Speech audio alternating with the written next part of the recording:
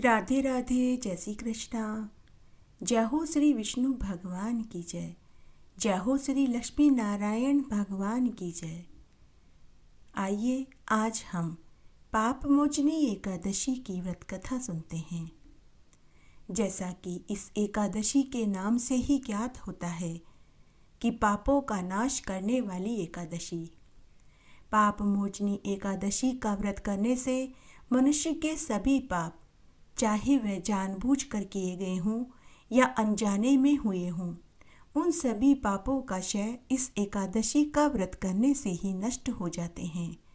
सभी तरह के पाप, कायिक, वाचिक, मानसिक सभी पाप इस एकादशी का व्रत करने से नष्ट हो जाते हैं। इस एकादशी का व्रत करने से 1000 गोदान करने जितना फल मिल जाता है। एक बार भगवान राम जी को रावण जैसे ब्राह्मण का वध करने पर ब्रह्म हत्या का पाप दोष लग गया था। तब इस दोष से मुक्ति पाने के लिए उन्होंने कपाल मोचन तीर्थ पर जाकर स्नान करके तप करना पड़ा था, तभी वे इस पाप दोष से छूट पाए थे। उसी तरह कलयुग में पाप मोचन एकादशी का व्रत करने और भगवान विष्णु का षोडशोपचार विधि से पूजन करके मनुष्य अपने अगले पिछले 7 जन्मों के पापों से छूट सकता है। ब्राह्मण, क्षत्रिय, वैश्य, शूद्र, स्त्री, पुरुष, युवा, वृद्ध सभी को पाप मोचनी एकादशी का व्रत करना चाहिए। भगवान कहते हैं कि अगर मनुष्य इस एकादशी का उपवास करते हैं तो वे सब तरह के घोर से भी घोर पाप कर्मों से छूट जाएंगे और अंत में विष्णु लोक को ही पाएंगे। सभी पाप कर्मों का नाश करके सर्वोच्च गति प्रदान करने वाली एक दुर्लभ यही एकादशी है। पाप मोचनी एकादशी प्रत्येक साल चैत्र मास के कृष्ण पक्ष में आती है। एक बार राजा युधिष्ठिर ने भगवान श्री कृष्ण से पाप मोचनी एकादशी का महात्म्य और कथा पूछी थी। तब भगवान श्री कृष्ण युधिष्ठिर से बोले कि हे राजन, एक समय राजा मानधाता ने भी लोमेश ऋषि से चैत्र मास के कृष्ण पक्ष की एकादशी की महिमा पूछी थी। तब लोमेश ऋषि ने राजा मानधाता को इस एकादशी का महात्म्य सुनाया था, जो इस प्रकार था। तब लोमेश ऋषि राजा मानधाता से बोले कि हे राजन, घोर से भी अत्यंत घोर जघन्य पापों को भी इस एकादशी का व्रत करके नाश कर सकते हैं। इस एकादशी के व्रत का पालन करने वाले व्यक्ति को अष्ट सिद्धि 9 निधियां सुलभ हो जाती है। इसी तरह भगवान श्री कृष्ण ने युधिष्ठिर को लोमेश ऋषि द्वारा सुनाई गई कथा सुनाई। वह इस तरह थी। सतयुग में देवताओं के कोषाध्यक्ष कुबेर के पास चैत्र रथ नाम का एक अत्यंत ही सुंदर उपवन था। उस उपवन में सदैव बसंत ऋतु का वास रहता था। वहाँ के चरणों को छूकर बहने वाली हवा की लहरें शीतलता प्रदान करती थी। चारों ओर सुंदर सुंदर फूल और फल थे। सुगंधित पुष्प और फलों से पेड़ लदे रहते थे। कोयल कू कू की ध्वनि करती थी। मोर नृत्य करते थे। भंवरे गुंजायमान करते रहते थे। पूरा उपवन हमेशा महकता रहता था। इस वन में स्वर्ग के देवता भ्रमण करने आते थे। समदेवराज इंद्र अपनी अप्सराओं के साथ चैत्र, वैशाख और माघ मास में इस उपवन में क्रीड़ाएं करने आते थे। गंधर्व गीत गाते थे, किन्नर नृत्य करते थे। इसी उपवन में च्यवन ऋषि के पुत्र मेधावी मुनि भी भगवान शिव को प्रसन्न करने के लिए कठोर तपस्या कर रहे थे। मेधावी मुनि भगवान महादेव के परम भक्त थे। उनकी तपस्या इतनी उग्र व कठोर थी जिसके कारण उनके शरीर में 100 सूर्य की लालिमा प्रकाशित होती रहती थी। उस मुनि का शरीर कामदेव की सुंदरता से भी अधिक सुंदर हो गया था। उस मुनि के बलिष्ठ, हष्ट पुष्ट, बलवान शरीर को देखकर अप्सराएं उनके ऊपर मोहित होने लग गई। अनेक अप्सराओं ने उनके तप को भंग करने की खूब चेष्टा करी, लेकिन वे उनके तप को भंग करने में असफल रही। तब वे असफल हुई अप्सराएं दुखी मन से मंजू घोषा अप्सरा के पास गई और अपने मन की बात बताई। मंजू घोषा अप्सरा बला की खूबसूरत थी। उसकी सुंदरता के आगे मेनका और उर्वशी भी पानी भरती थी। तब मंजू घोषा अप्सरा ने निश्चय किया कि उस मुनि के तप को तो मैं भंग करके ही रहूंगी। मंजू घोषा अप्सरा ने उन अप्सराओं को वचन दिया कि तुम लोग यह काम मुझे सौंप दो, अब आगे का काम मैं खुद करूंगी। तब मंजू घोषा अप्सरा उसी चैत्ररथ वन में पहुंच गई। वह अप्सरा पूरे समय उसी वन में विचरण करने लगी और मधुर मधुर वीणा बजाकर सुंदर सुंदर गीत गाने लगी और नृत्य करने लगी। बीच बीच में वह अपने अंग के वस्त्रों को गिरा देती थी, कभी पायल व चूड़ियां खनकाती, कभी नैनों से तीर चलाती, कभी अपने जुल्फों को झटका देती। लेकिन मेधावी मुनि ने मंजू घोषा अप्सरा की तरफ देखा भी नहीं। तभी शिवजी के शत्रु कामदेव भी वहां आ गए। जैसा कि सबको मालूम है कि भगवान महादेव की तीसरी आंख से कामदेव एक बार जलकर भस्म हो चुका था। तभी से कामदेव के पास खुद का शरीर नहीं था, लेकिन उसकी शक्तियां आज भी उतनी ही प्रबल और तेज थी। शिवजी से बदला लेने के इरादे से कामदेव ने मंजू घोषा अप्सरा का साथ देने का निर्णय किया, क्योंकि मेधावी मुनि शिवजी के परम भक्त थे और शिवजी के भक्त को हराने के लिए कामदेव ने मंजू घोषा अप्सरा का साथ दिया। तभी कामदेव मेधावी ऋषि की तपस्या को भंग करने के लिए मुनि के शरीर में प्रवेश कर गए। मुनि के शरीर में काम के प्रवेश करते ही मुनि का मन शिवजी के ध्यान से भंग हो गया। मुनि को काम से पीड़ित देखकर मंजू घोषा अप्सरा मेधावी मुनि की गोद में आकर बैठ गई और उनके गले में बाहें डालकर उन्हें चूमने लगी। इस तरह मुनि अप्सरा के साथ रमण करने लगे। उस समय उन्हें दिन व रात्रि का पता ही नहीं चला। रमण करते करते दिन, महीने व साल बीतने लगे। तब एक दिन मंजू घोषा अप्सरा को पूर्ण विश्वास हो गया कि मुनि के वृषभ का पतन हो चुका है, तो उसने वापस स्वर्गलोक जाने का निश्चय किया। तो अप्सरा ने मुनि से स्वर्गलोक जाने की आज्ञा मांगी। यह सुनते ही मेधावी मुनि अप्सरा से बोले कि हे सुंदरी, तुम तो आज ही संध्या के समय आई थी। तुम आज की रात्रि और ठहर जाओ, कल प्रातःकाल होते ही चली जाना। तब मंजू घोषा अप्सरा पुनः रुक गई। फिर से रमण करते हुए उन्हें अनेक साल हो गए। इस प्रकार उन्हें रमण करते हुए 57 साल 9 महीने 3 दिन हो गए थे। लेकिन कामदेव के प्रभाव से मेधावी मुनि को संपूर्ण समय अर्धरात्रि के समान ही प्रतीत हो रहा था। तब एक दिन पुनः मंजू घोषा अप्सरा ने मेधावी मुनि से स्वर्गलोक जाने की अनुमति मांगी। पुनः ऋषि ने उसे ठहरने के लिए कहा, लेकिन अप्सरा मुनि की भोग शक्ति से भयभीत हो चुकी थी। उसने मुनि से कहा कि हे मुनिवर, आपकी रात्रि तो बहुत लंबी है।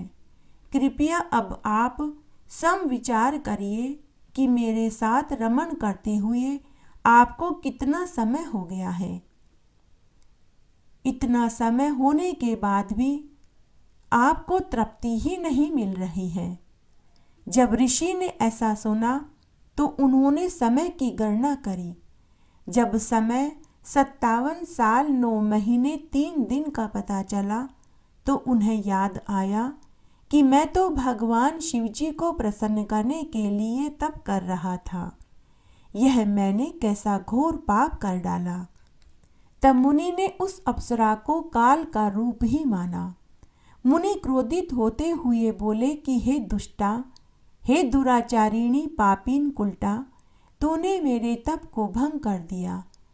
तूने एक चुड़ैल बनकर मुझे ठगा है। जा, मैं तुझे शाप देता हूँ, तू इसी समय पिशाचनी की योनि को प्राप्त हो जा। मुनि को क्रोधित देखकर मंजू घोषा अप्सरा हाथ जोड़कर खड़ी हो गई। उसके अधर कांपने लगे, इंद्रियां संकुचित होने लगी। वह अप्सरा उसी क्षण पिशाचनी की योनि को प्राप्त हो गई। अप्सरा से पिशाचनी बनी वह मुनि से हाथ जोड़कर बोली कि हे मुनिवर, अब आप अपने क्रोध का त्याग कर दीजिए, क्योंकि विद्वानों का कहना है कि साधु संतों की संगत से अच्छा ही फल मिलता है। फिर मैंने तो आपके साथ 57 साल बिताए हैं। अगर इन वर्षों में मैंने एक क्षण भर की खुशी या तृप्ति आपको दी है, तो कृपया आप मुझे शाप से छूटने का उपाय बताइए। अप्सरा की बात सुनकर मुनि का क्रोध थोड़ा शांत हुआ। तब मुनि अप्सरा से बोले कि हे दुष्टा, हे पापिन, तूने मेरा बहुत बड़ा नुकसान किया है। तूने मेरे तप को भंग किया है, लेकिन फिर भी मैं तुझे शाप से छूटने का उपाय बताता हूँ। तू इसी चैत्ररथ वन में रहकर चैत्र मास के कृष्ण पक्ष की पाप मोचनी एकादशी का उपवास पूरे नियम धर्म से करना। तू अगर ऐसा करेगी तो पिशाच की योनि से छूटकर पुनः पूर्ववत रूप को प्राप्त हो जाएगी। उसके बाद मुनि ने उसे एकादशी व्रत की पूरी विधि बताई और फिर मुनि अपने पापों का प्रायश्चित करने के लिए अपने पिता च्यवन ऋषि के पास उनके आश्रम में आ गए और आकर उन्होंने उन्हें पूरी बात बताई और उनके चरणों में गिरकर क्षमा मांगने लगे। तब उनके पिता च्यवन ऋषि अपने पुत्र से बोले कि हे पुत्र, तूने घोर पाप किया है। हे पुत्र, तेरे जीवन भर के सभी पुण्य और अब तक की तेरी कठोर तपस्या सभी नष्ट हो गए हैं। हे तात, तूने दो पाप किए हैं। एक तो पर स्त्री गमन किया, साथ ही तूने क्रोध में आकर उसे पिशाचनी होने का शाप भी दिया। हे पुत्र, इन दोनों पापों से छूटने का एक ही उपाय है। हे तात, तू चैत्र मास की पाप मोचनी एकादशी का विधि पूर्वक व्रत करना, विष्णु भगवान की पूजा करना। तू ऐसा करेगा तो इन पाप कर्मों के दोष से छूट जाएगा। तब मेधावी मुनि ने अपने पिता के सानिध्य में रहकर चैत्र मास की पाप मोचनी एकादशी का निर्जला उपवास किया तथा भगवान विष्णु की षोडशोपचार विधि से पूजन व रात्रि जागरण किया, जिससे वह पाप कर्म से छूट गया और पुनः तपस्या के पुण्य फल को प्राप्त किया। उधर मंजू घोषा अप्सरा ने भी पाप मोचनी एकादशी का पालन किया तो वह भी पिशाचनी की योनि से छूट गई और पुनः सुंदर रूप धारण करके स्वर्गलोक को चली गई। कथा का विसर्जन करते हुए भगवान कृष्ण ने युधिष्ठिर से कहा कि हे राजन, इस एकादशी के व्रत का पालन करने से सभी पाप कर्मों को धोया जा सकता है। इस एकादशी की कथा का श्रवण और पठन करने मात्र से 1000 गोदान करने जितना फल मिल जाता है। इस व्रत का पालन करने से ब्रह्महत्या, मद्यपान, पर स्त्री गमन, मद्यपान करने, सुवर्ण की चोरी करने जैसे जघन्य पापों का भी नाश हो जाता है। मनुष्य एक प्राणी मात्र है, कहीं न कहीं हमसे पाप जरूर हो जाते हैं, चाहे वह जानकर के किए गए हों या अनजाने में किए हों। चलते उठते बैठते समय चींटी, मच्छर और मक्खी के मर जाने का पाप हो, चाहे जानबूझकर अंडे और मांस का सेवन करने का पाप हो, लेकिन ये सब पाप की श्रेणी में ही गिने जाएंगे। इनकी सजा व्यक्ति को भुगतनी ही पड़ती है, चाहे इस जन्म में भुगतनी पड़े या अगले जन्म में। तो इस एकादशी का व्रत करने से हमें यह सीख मिलती है कि हमें भी अपने छोटे बड़े पापों का प्रायश्चित जरूर करना चाहिए, अर्थात पाप मोचनी एकादशी का उपवास करना चाहिए। इसके लिए सुबह जल्दी उठकर स्नान करें, भगवान की मूर्ति के सामने गंगा जल हाथ में लेकर व्रत का संकल्प लें, भगवान विष्णु के साथ माता लक्ष्मी का पूजन करें, घी का दीपक जलाएं, आरती करें, तुलसी जी की पूजा करें, 5 परिक्रमा करें, सूर्य नारायण भगवान को अर्घ्य देवें तथा हरे कृष्ण कृष्ण कृष्ण हरे हरे, हरे राम राम राम हरे हरे या ओम नमो नारायणाय विद्महे वासुदेवाय धीमहि तन्नो विष्णु प्रचोदयात इस मंत्र का जाप करें, या ओम नमो नारायणाय या ओम नमो भगवते वासुदेवाय। इन मंत्रों का जाप पूरे समय करते रहें, उठते बैठते चलते फिरते पूरे समय इन मंत्रों का जाप करते रहना चाहिए। एकादशी व्रत वाले दिन झूठ चोरी परनिंदा से बचना चाहिए, ब्रह्मचर्य का पालन करना चाहिए। एकादशी व्रत में दूध दही और फल ले सकते हैं।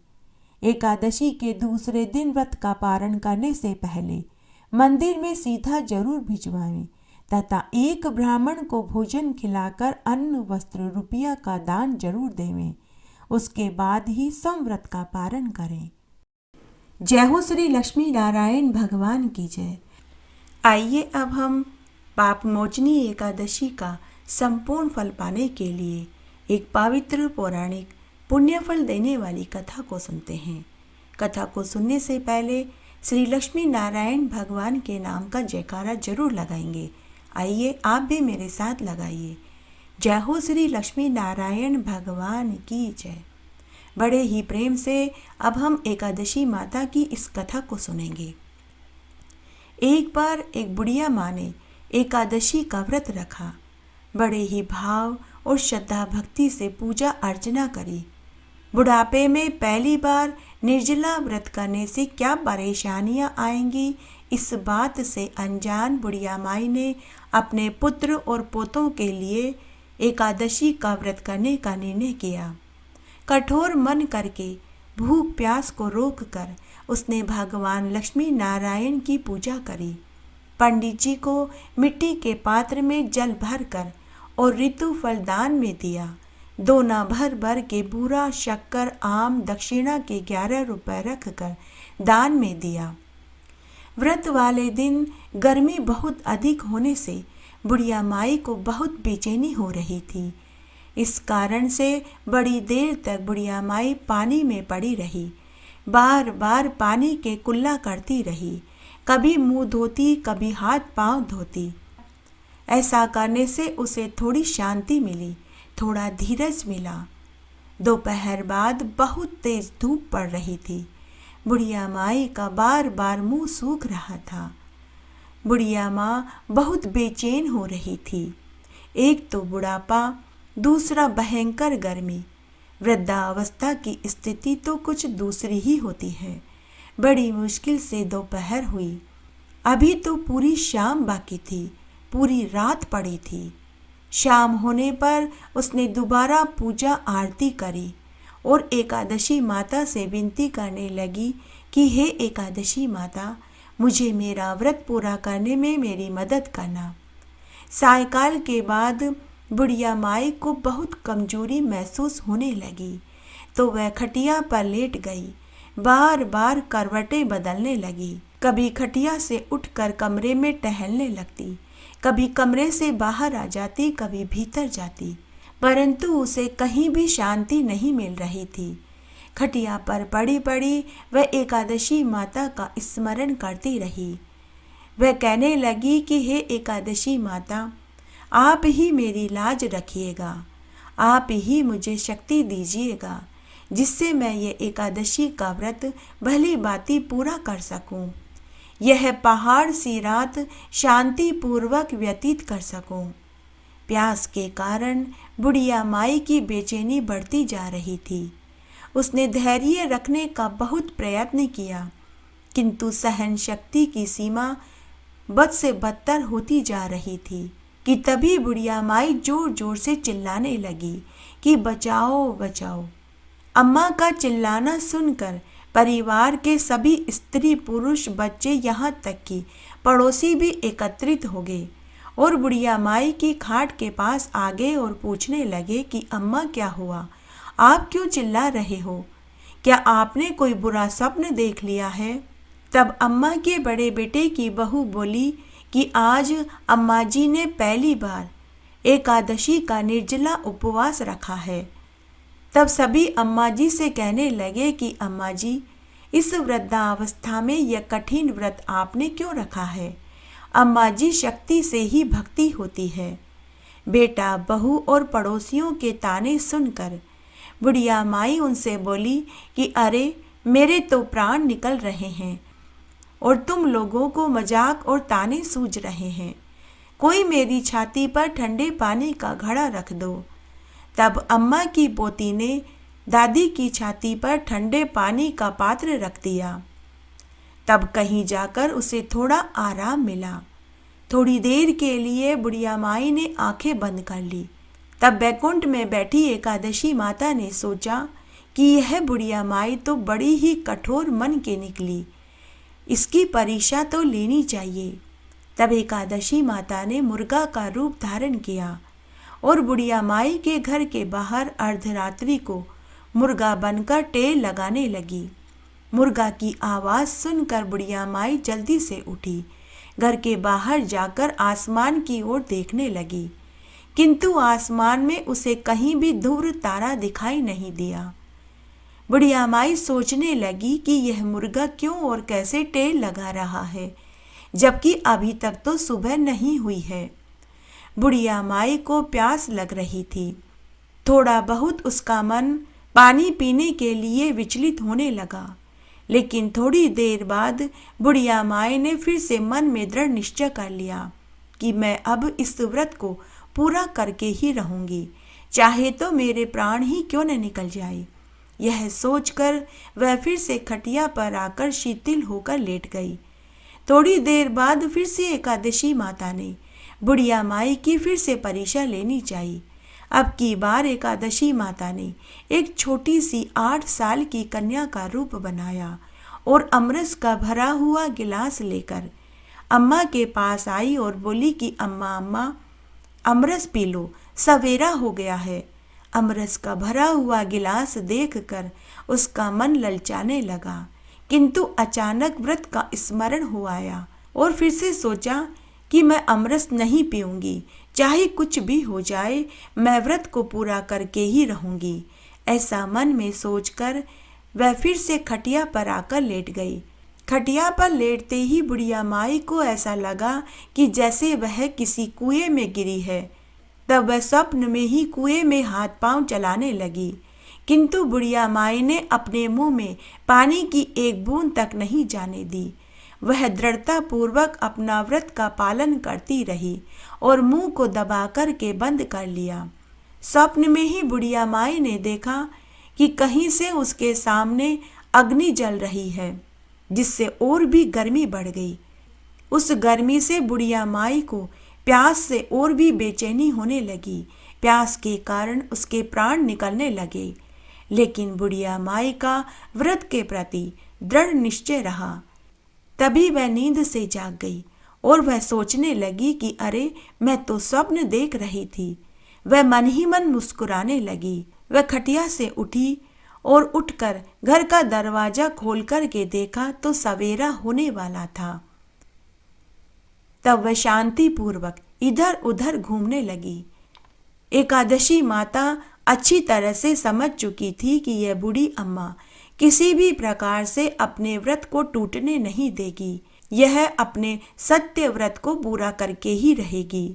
उसके बाद बूढ़ी अम्मा ने स्नान किया, पूजा पाठ करी, एक पंडित को बुलाकर एकादशी के पारण की कथा सुनी और एक ब्राह्मण जोड़ा जोड़ी को और 8 छोटी छोटी कन्याओं को बुलाकर उन्हें खीर पूड़ी सब्जी खिलाई, दक्षिणा के रुपए देकर विदा किया। उसके बाद उसने व्रत का पारण किया। एकादशी का निर्जला व्रत करने के प्रताप से बुढ़िया माई का घर धन धान्य से भर गया। उसके बेटे पोतों को अच्छी नौकरी लग गई। पोते पोतियों का अच्छे घरों में धूमधाम से विवाह हो गया। अब वह बुढ़िया माई 12 मासी एकादशी का व्रत करने लगी। एकादशी व्रत के प्रताप से वह बुढ़िया माई इस संसार के समस्त सुखों को भोग कर मरने के बाद बैकुंठ धाम को चली गई। हे एकादशी माता, जैसे आपने बुढ़िया माई और उसके परिवार को सारे सुख वैभव धन संपदा दी, वैसे ही हमारी भी मनोकामनाओं को पूरा करना। एक बार प्रेम से बोलिए, जय श्री लक्ष्मी नारायण भगवान की जय। एकादशी व्रत में एकादशी कथा के साथ में तुलसी जी की कहानी जरूर सुननी चाहिए। इससे घर परिवार पर माता तुलसी का आशीर्वाद हमेशा बना रहता है। एक गांव में ननद भाभी रहती थी। ननद धार्मिक विचारों की थी। वह कुंवारी थी। रोज सुबह ब्रह्म मुहूर्त में उठती, नहा धोकर तुलसी जी सींचती थी और संध्या के समय दिया बत्ती करती थी। रोज 5 परिक्रमा लगाया करती थी। ननद को तुलसी माँ से बहुत लगाव था। भाभी को ननद फूटी आंख नहीं सुहाती थी। भाभी जब ननद को तुलसी जी की पूजा पाठ करते देखती तो हमेशा जली कटी सुनाती रहती थी कि क्या रोज रोज तुलसी जी को सींचती है, दिया बत्ती करती है। क्या ससुराल में ये सब चीजें काम आने वाली हैं? घर का चूल्हा चौका क्यों नहीं करती हो? आगे तो यही चीजें काम आएगी। और फिर भाभी गुस्से में ननद से कहती कि जब तेरी शादी होगी तो मैं बारात में तुलसी ही खाने को दूंगी और तुलसी ही दहेज में दे दूंगी।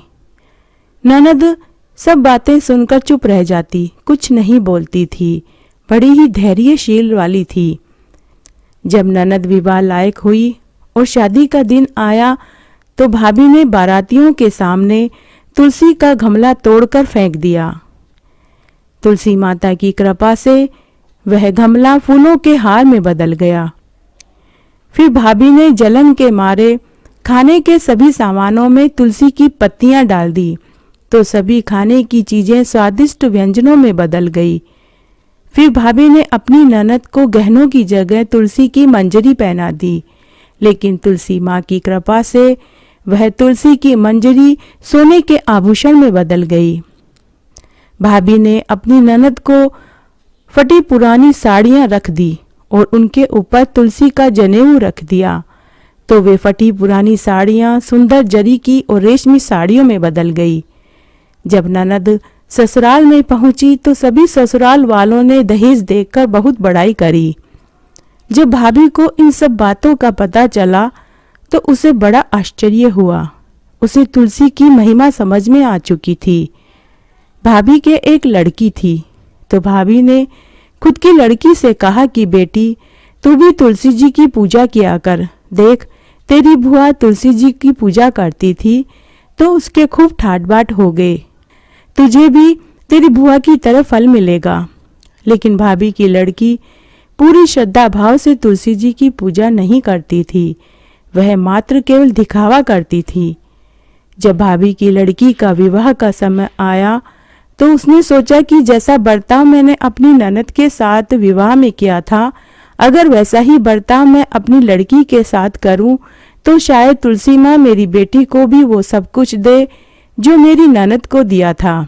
तब भाभी ने अपनी लड़की की बारात के सामने तुलसी का गमला फोड़ दिया, परंतु इस बार तुलसी का गमला फूलों के हार में नहीं बदला, वह मिट्टी के ढेर में ही पड़ा रहा। फिर उसने खाने के सामान में तुलसी डाली, लेकिन सभी व्यंजन कड़वे और बेसुहादले हो गए। सभी बारातियों ने जैसे ही खाना खाया, सभी ने थू थू करके थूक दिया। फिर उसने अपनी बेटी को तुलसी मंजरी पहनाई, लेकिन वह भी सोने के आभूषण में नहीं बदली। फिर उसने सभी साड़ियों पर तुलसी का जनेऊ रखा, लेकिन वे भी जरी की और रेशमी वस्त्रों में नहीं बदले। जब भाभी की लड़की ससुराल पहुंची तो सभी बारातियों ने और ससुराल वालों ने लड़की की बहुत बुराई की। भाभी की लड़की को ससुराल में बहुत दुख मिला। भाभी अपनी ननद को कभी मायके नहीं बुलाती थी।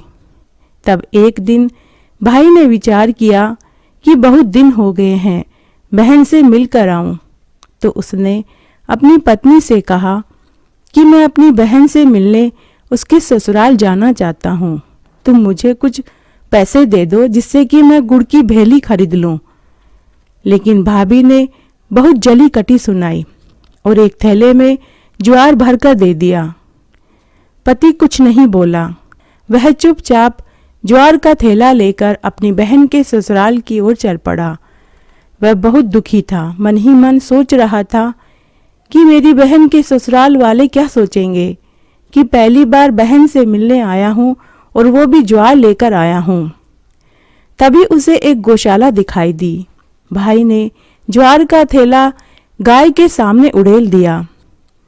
वहां खड़ा गाय का हाली बोला, अरे भाई, गाय चारा खाती है, सोने चांदी और सच्चे मोती थोड़े ही खाती है। आप गाय को ये क्या डाल रहे हो? भाई को अपनी आंखों पर विश्वास नहीं हुआ। उसने झट से सारे सोने चांदी और सच्चे मोती थैले में भर लिए और प्रसन्नतापूर्वक अपनी बहन के ससुराल बहन से मिलने पहुंचा। बहन भाई से मिलकर बहुत खुश हुई। भाई ने अपनी बहन को उपहार में सोने चांदी और सच्चे मोती दिए। तो हे तुलसी माता, जैसे आप उस बहन के ऊपर टूटे वैसे सबके ऊपर टूटना, कहने वाले को, सुनने वाले को और हुक्कारा भरने वाले को सबकी मनोकामना पूरी करना। घटती हो तो पूरी हो तो परवान चढ़े, भूले बिसरे नाम तेरे भंडार में भरे। सभी व्रत के साथ में गाय माता की कहानी जरूर सुननी चाहिए। इससे व्रत का पूरा फल मिलता है। आइए अब हम गाय माता की कहानी सुनते हैं। एक बार एक साहूकारनी थी। वह गो भक्त थी। जब वह छोटी थी तभी से उसने अपनी माँ, पिता व दादी को गाय की सेवा करते देखा था। तभी से उसने सीखा कि पहली रोटी गाय को देनी चाहिए। जब भी गाय को रोटी खिलानी होती थी तो उसकी माँ और दादी ग्यारसी ग्यारसी कहते तो ग्यारसी समझ जाती थी कि गाय को रोटी खिलानी है। ग्यारसी दौड़कर अपनी माँ और दादी से रोटी व पानी का लोटा लेती और गाय को रोटी खिलाती और पानी का लोटा गाय के खूंटे पर डाल देती थी। विवाह के बाद जब ग्यारसी ससुराल में आई तो उसकी गो भक्ति देखकर उसके सास ससुर व पति भी बहुत खुश हुए। जब ग्यारसी यानी कि साहूकारनी, फिर उसके बाद ग्यारसी साहूकारनी के कहने पर उसके सास ससुर ने एक गाय पाल ली। साहूकारनी रोज सुबह तड़के उठकर गाय के स्थान की सफाई करती, उसके ठाणे की सफाई करती, चारा डालती, गोबर पोठे उठाकर उपले बनाती, गाय के खूंटे की सफाई करती, दूध निकालती और जब खाना बनाती तो पहली रोटी गाय को देती थी। ससुराल में सभी ग्यारसी से बहुत खुश थे। गाय माता के आशीर्वाद से उसे एक पुत्र रत्न की प्राप्ति हुई। इस तरह हमेशा उनके एक या दो गाय हमेशा रहती थी। समय बीता। साहूकारनी के सास ससुर देवलोक गमन को प्राप्त हो गए। फिर बेटे का विवाह हुआ और दो पोते पोती भी हुए। उसके 3-4 साल बाद साहूकार भी चल बसा। साहूकारनी के हाथ पांव जब तक चलते रहे तब तक तो वही गाय का सारा काम करती रही। लेकिन बुढ़ापा आ गया, हाथ पांव ने जवाब दे दिए। उसके हाथ धूजने लगते थे। अब उसके हाथ पांवों में वह जान नहीं रही। हाथों में कोई भी चीज वह पकड़ती तो वह धूजने लगते थे। चेहरे पर झुर्रियां और बालों में सफेदी आ चुकी थी। शरीर में आंत और मुंह में दांत ना रहे। तब एक दिन साहूकारनी अपनी बहू से बोली कि बहू, अब तुम्हें ही रसोई व घर के काम के साथ गाय का भी ध्यान रखना है। गाय को समय समय पर चारा पानी देना है, साफ सफाई करना है। गाय को कभी धूप तो कभी छाया में बांधना पड़ता है। बहू, पहली रोटी गाय को जरूर देना। बहू ने कहा, माताजी मैं सब कर लूंगी, आप चिंता न करें। लेकिन बहू रोटी बनाते ही बच्चों और पति को खिला देती। उसके बाद बच्चों का और पति का टिफिन बनाकर दे देती, लेकिन वह गाय को रोटी देना भूल जाती थी और गाय को चारा पानी भी समय पर नहीं देती थी। बेचारी साहूकारनी बिस्तर पर पड़ी पड़ी दुखी व उदास होती रहती थी। ना तो वह खुद काम कर सकती थी और ना ही बार बार बहू को कुछ कह सकती थी। बस गाय माता से मन ही मन माफी मांगती रहती थी। समय बीतता गया। एक बार की बात है, सावन का महीना था। बारिश की छड़ी लग गई। खूब जोरदार बरसात हुई। लगातार 24 घंटों तक पानी बरसता रहा। गांव की गलियां, सड़कें, सभी जगह घुटनों तक पानी भर गया। नगर गांव के सभी लोग जान बचाने के लिए ऊंची जगह पर जाने लगे। तब नगर के राजा ने ढिंडोरा पिटवाया कि सभी अपने अपने जानवरों को व कीमती सामान को लेकर ऊंची पहाड़ी पर पहुंच जाएं, क्योंकि बरसात का पानी लगातार बरस रहा है, सबको अपनी जान बचानी है।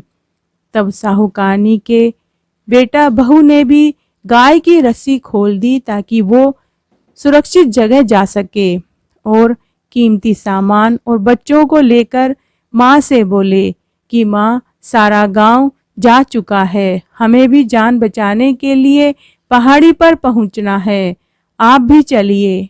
लेकिन साहूकारनी बोली, बेटा तुम लोग जाओ, मेरी इतनी ही उम्र थी, अगर बच गई तो तुम्हारा नसीब और मर गई तो तुम समझना मेरा अंत समय आ गया।